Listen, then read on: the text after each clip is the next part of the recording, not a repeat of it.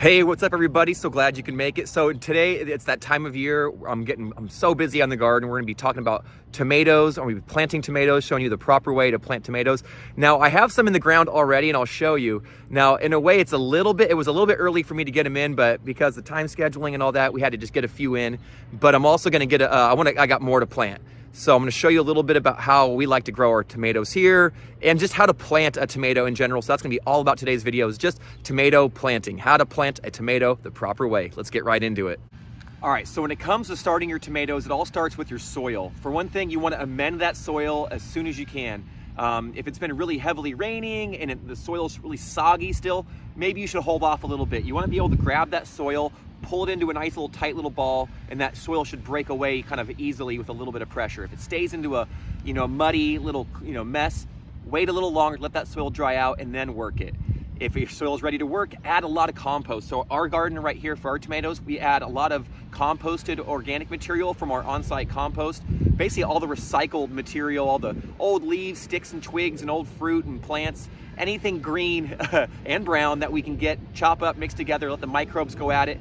Adding that compost is really helpful to your tomatoes and to your soil, and it will benefit basically all the plants that we grow out here in the vegetable garden, but especially our tomatoes, which are heavy feeders. So be sure to feed your soil early and often. So what we're gonna do is we've added chicken manure, we've added a hot compost, we've actually also just recently added a bunch of vermicompost from our on-site worm bins, where we add a lot of our kitchen waste right to red wiggler worms. They go right through it, and we get this wonderful compost out of there. We've added that as well, and so we've enriched the soil a ton in this garden. It used to just be all really hard as rock clay.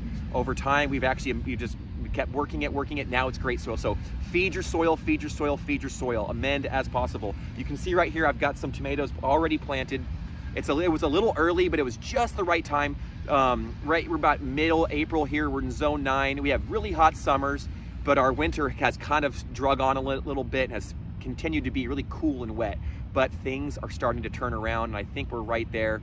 If people wait a little bit longer, no problem. One of the worst things to do is maybe plant too early and then you watch your tomatoes struggle. And what it has to do is, you need the air temps nice and warm, but it really is all about the soil temps. That dirt, that actually where those roots are living in, they're really gonna respond to warm temperatures.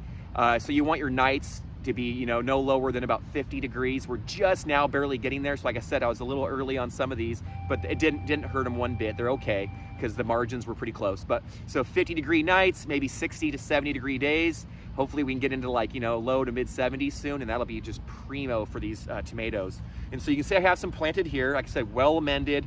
We've got them spaced about 2 feet apart. Now I have seen people grow them a little bit tighter, about a foot apart, but those are heavily pruned tomatoes and heavily manicured and maintained. So you can get them closer, but for us, we're about 2 feet, maybe even a little bit over by a few inches. We're in these rows here. The rows are about 3 feet apart. I like to try to not put 2 rows of tomatoes this close together. So I'll have tomatoes and maybe a shorter crop like basil, or in this case, some peppers, something that won't get quite as tall and compete with them in that round. So maybe, I don't know if you can see the posts, but we got these big strong T-posts in, so that's really important for us to get them in as soon as possible. You don't necessarily have to do it right at planting, but I've noticed that whether you're using cages or whatever support system you're using, it's nice to kind of get it going early, because I've put some tomatoes in before, and then I'll come back and add the cages later, and then the plant is really big, and you're kind of fitting the cage around the big. It's just, try to get your support system up early if you can. It just helps out. So when it comes to actually planting, like I said, if your soil temps,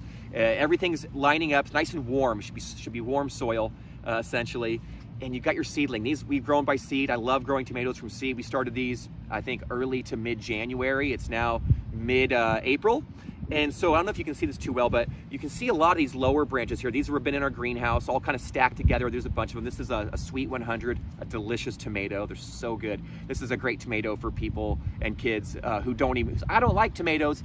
Grow some Sweet 100s, you'll get them hooked. So what we're gonna do is we're gonna prune off a lot of these lower branches. So you can see a lot of these lower branches. So this one's even kind of yellowing because it wasn't getting light in there competing. And you get a lot of these little sucker shoots. And these, I had another grower call them thieves. They're growing up out of the crotches here, out of the branches. And we're gonna try to keep this to one central stem for a little while. We might let it split a little later on, but we're gonna try to let it, because we wanna keep our plant healthy and a little less bushy and a little more maintained. That's what I'm gonna do this year, is I'm really gonna put some effort in. So when it comes to planting, whether you're gonna continue to prune or not, prune off these. Sometimes you can even use your fingertips or your some straight snips. I got my pruners here, but prune off some of these lower branches and start exposing the stem. So these are little tender green plants. They have totipotency. They're totally potent. No, they will form roots off of their stems wherever basically it can sense moisture and soil. And so we're gonna bury this stem up a little bit. Like we talked about, as the temps start to rise, that's really gonna, it's that warming temperature that's really gonna spur the root growth here. You can see these plants here, they're just now starting to take off. If I would've got them in the ground a little sooner, you would have just seen them kind of stagnate and not do too well, maybe kind of flail around and get discolored. But as the soil temps and the daytime temps, everything warms up, you're really gonna see a lot of root growth underneath, which is gonna that's what spurs all the green growth on top. So if you want big, healthy plants, it all starts with a healthy root system.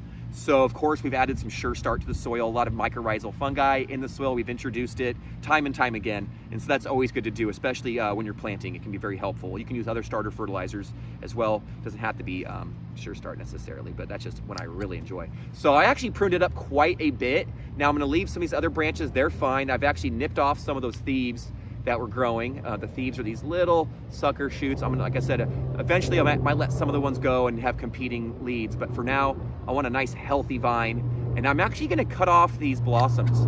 I know it hurts to cut the flowers away, but because we're planting, it's gonna cause some shock, and because the plant is so young and so small, it's nice to get rid of some of those flowers now. That way the plant can put a lot of effort into just growing roots, growing some new branches and leaves, and then we can have some energy in there to really provide some energy for some flower and fruit development. And that's what we're after. So when I go to plant this, I'm actually gonna gently pull it out, and I'm gonna tickle this root ball here and loosen that up a little bit, because we don't want it to have to stay in that same shape of that container. You can soak these ahead of time if you want. This one's nice and moist already. They don't have to be overly soggy, but it's nice to make sure that they're not bone dry when you're planting them. So give it a little shot beforehand.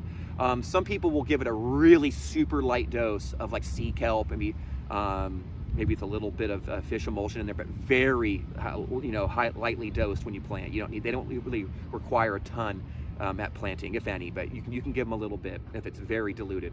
Yeah, so we got it loosened up, and I'm actually gonna bury this right up to that first branch, essentially. I'm gonna dig a hole, and I will bury this seedling right into there. If the seedling's a bit smaller and younger, I've even seen some people kind of put them in sideways and then bend the stem up and do kind of like a hook style. The theory with that is that it's closer to the surface. It's gonna get more heat from the sun.